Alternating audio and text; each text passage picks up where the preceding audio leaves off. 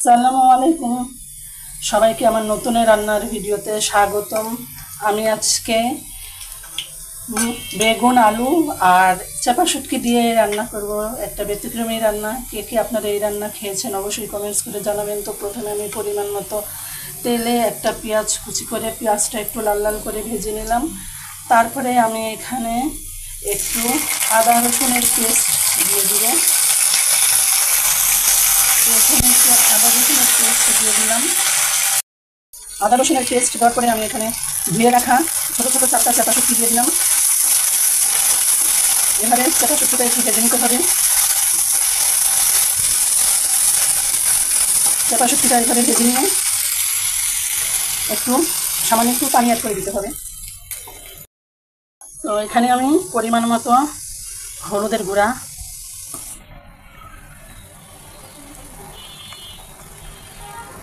তারপরে আমি মরিচের গুঁড়া দিয়ে দেবো।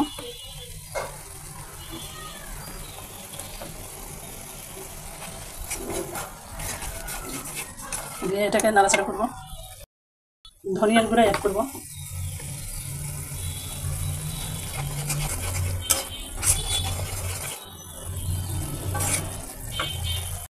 আমি এখানে পরিমাণ মতো লবণ দিয়ে দিলাম। দিয়ে এই মশলাটাকে আমি ভালোভাবে এখন কষিয়ে নিব। আমার শুটকিটা কষে এসেছে। এখন আমি এটার উপরে বেগুন দিয়ে দেবো, বেগুন আর আলু।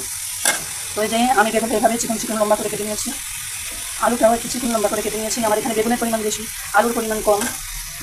বেগুনটা একটু বেশি ইউজ করলে ভালো লাগে, এই জন্য আমি আলু থেকে বেগুনটা বেশি নিয়েছি।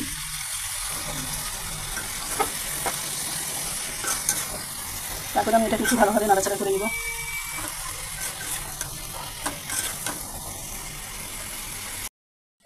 শুটকি দিয়ে আলু আর বেগুন রান্না করতেছি। তো আলু বেগুন শুটকির এই তরকারিটা কে কে খেয়েছেন অবশ্যই কমেন্টস করে জানাবেন। আমার কাছে এই শুটকি দিয়ে আলু আর বেগুন অনেক ভালো লাগে, অনেক মজা হয় এই জিনিসটা খেতে। আর শুটকি তো আমার এমনিতেই বরাবর ভালো লাগে। তো আজকে আমি চাপা শুটকি দিয়ে আলু আর বেগুনে রান্না করতেছি। আর কষানো বেগুন আলুর মধ্যে আমি একটু পানি অ্যাড করে দিলাম। পানি অল্প দিব, পানি কিন্তু বেশি দেওয়া যাবে না, পানি অল্প। কারণ এটা তো শুটকির তরকারি, ভোনা ভোনা রাখতে হবে, মানে মাখা মাখা রাখতে হবে। তাই খুব বেশি পানি দেওয়া যাবে না, বেশি পানি দিলে ঝোল ঝোল হয়ে যায়।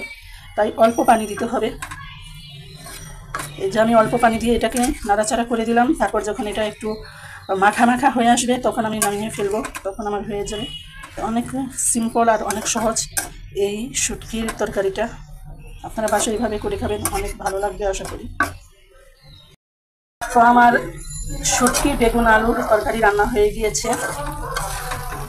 তো এইভাবেই একদম সিম্পলভাবে বাসায় আপনারাও রান্না করে দেখতে পারেন চাপা শুটকি বেগুন আর আলুর এই চচ্চড়িটা। বিশ্বাস করেন আপনাদের খেলে অনেক ভালো লাগবে, এটা অনেক মজার একটা চচ্চড়ি। তো আমার আজকের রেসিপি কেমন লাগলো অবশ্যই কমেন্টস করে জানাবেন। যদি ভালো লেগে থাকে অবশ্যই লাইক কমেন্টস শেয়ার করে পাশে থাকবেন। তো আজকে এ পর্যন্তই, সবাই ভালো থাকবেন। আসসালামু আলাইকুম, আল্লাহ হাফেজ।